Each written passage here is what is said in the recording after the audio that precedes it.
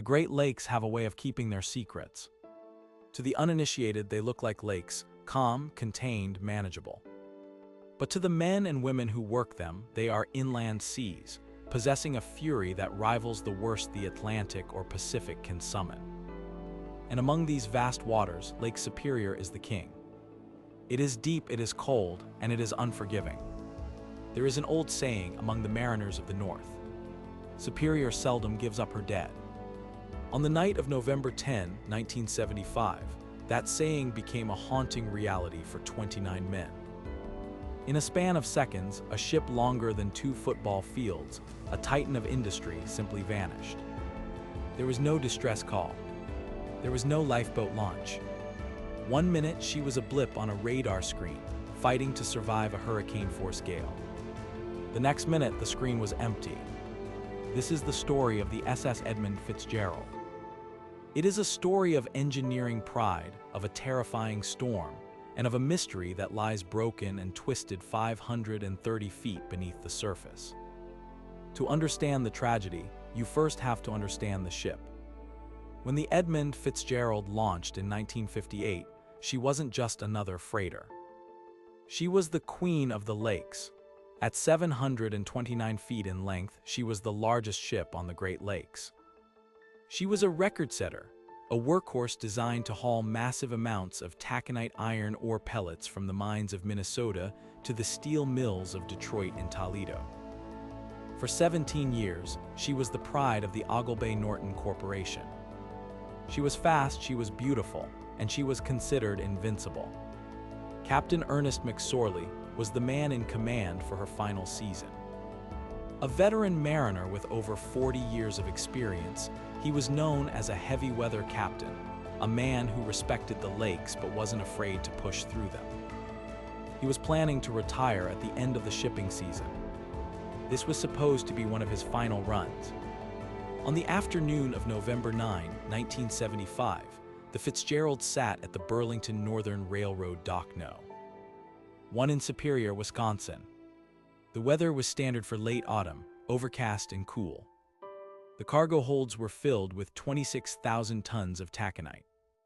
At 2:15 p.m., the Fitzgerald cast off. Not far behind her was another freighter, the Arthur M. Anderson, captained by Bernie Cooper. The 2 captains agreed to take the northern route across Lake Superior to seek shelter from a storm that was brewing to the south. At the time, the weather forecast predicted a significant storm, but nothing the mammoth freighters hadn't seen before. But November on the Great Lakes is a volatile beast. The indigenous Chippewa people speak of the Witch of November, a spirit that steals lives with icy breath. Meteorologists call it a low-pressure bomb. As the Fitzgerald and the Anderson made their way across the lake, 3 separate weather fronts were colliding. The storm didn't just intensify, it exploded. By the afternoon of November 10, the winds were not blowing at the predicted 40 knots. They were screaming at 60, gusting to nearly 100 miles per hour. Waves, which usually cap out at 10 or 12 feet, were building to 25, then 30 feet.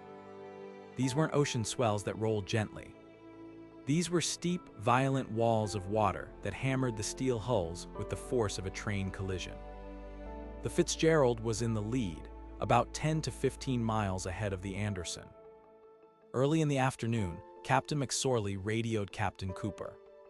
He reported that his ship was taking on water and had developed a list, a tilt to one side. He said, "I have a fence rail down, 2 vents lost or damaged, and a list." This was the first sign of trouble. The vents McSorley mentioned were critical. They allowed air into the ballast tanks, but prevented water from entering.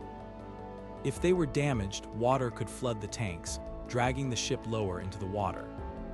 And a list meant she was already heavy. McSorley decided to slow down to let the Anderson close the gap. He wanted the other ship nearby for safety. He advised that he was checking his pumps. As darkness fell, the snow began to fly, blinding the crews. The radar on the Fitzgerald failed, leaving McSorley blind in one of the most dangerous storms in recorded history. He had to rely on the Anderson to guide him, asking Captain Cooper to provide radar fixes on his position. The two ships were heading toward Whitefish Bay, a natural safe harbor at the eastern end of the lake. If they could just make it past Whitefish Point, the land would break the wind and the waves would subside. They were so close.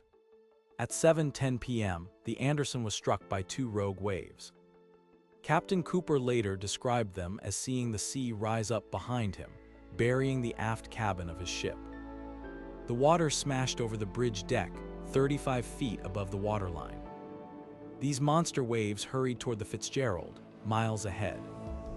Minutes later, at 7:10 p.m., the Anderson's first mate radioed the Fitzgerald to warn them about a northbound ship.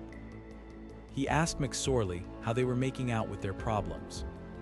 McSorley's voice came back over the radio, calm and professional. He said, "We are holding our own." Those were the last words ever heard from the Edmund Fitzgerald. "We are holding our own." 10 minutes later, the radar specialist on the Anderson looked at his screen. He saw the blip of the northbound saltwater vessel. He saw the interference from the waves. But the clear, steady blip of the Fitzgerald was gone. Confused, he adjusted the gain. He swept the range. Nothing. Captain Cooper tried to hail the Fitzgerald on the radio. Silence. He hailed the Coast Guard. He hailed other ships. No one had eyes on the Queen of the Lakes. In a display of immense courage, Captain Cooper turned the Arthur M. Anderson around. He took his battered ship and his terrified crew back out into the heart of the gale, back into the hell they had just survived, to search for the Fitzgerald. They found nothing but a few pieces of debris. No lifeboats. No survivors. The Edmund Fitzgerald had not just sunk. She had plummeted. So what happened? How does a 700-foot ship disappear instantly? When the wreck was finally discovered days later by a Navy aircraft using magnetic anomaly detection equipment, and later confirmed by underwater camera sleds, the images were shocking. The ship was in two pieces. The bow section sat upright in the mud, looking defiantly like a ship. But the stern section lay upside down, some distance away. Between them was a chaotic field of twisted steel and taconite ore. The condition of the wreck birthed several theories, and to this day, the hidden history of the sinking is a battleground of experts. The first theory, and the one favored by the Coast Guard's official inquiry, blames the hatch covers. The Fitzgerald had massive cargo holds covered by steel clamps. The theory suggests that the crew, battling the storm, failed to fasten all the clamps securely. Or perhaps the clamps were old and failed under the stress. This would have allowed water to slowly leak into the cargo holds, gradually making the ship heavier and heavier until she lost buoyancy and nosedived into the bottom.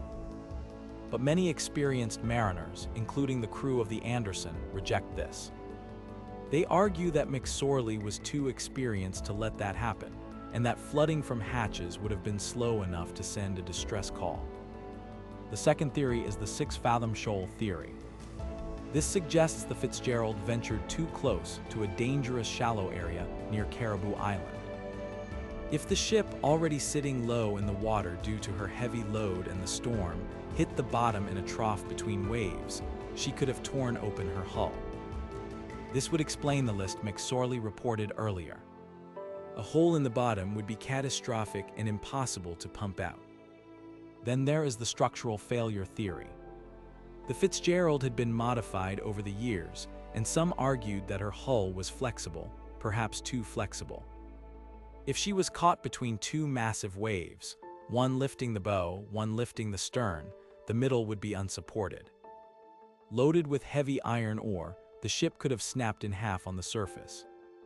However, the proximity of the bow and stern on the lake floor suggests she hit the bottom in one piece, or broke very close to the bottom. And finally, there is the rogue wave theory. The three sisters, waves that hit the Anderson, were heading straight for the Fitzgerald. If the Fitzgerald, already listing and heavy with ice and water, was nose down in a trough when a 35-foot wall of water hit her from behind, she would have been driven straight down. The ship would have submarine dived, hitting the bottom of the lake before the crew even knew they were sinking. This explains the lack of a distress call. It happened in seconds. The wreck site was investigated multiple times. In 1995, a bell recovery expedition was launched. At the request of the families, the ship's bronze bell was cut from the roof of the wheelhouse and brought to the surface. It was a moment of profound emotion. When the bell broke the surface of the water, it was the first time part of the Fitzgerald had seen sunlight in 20 years.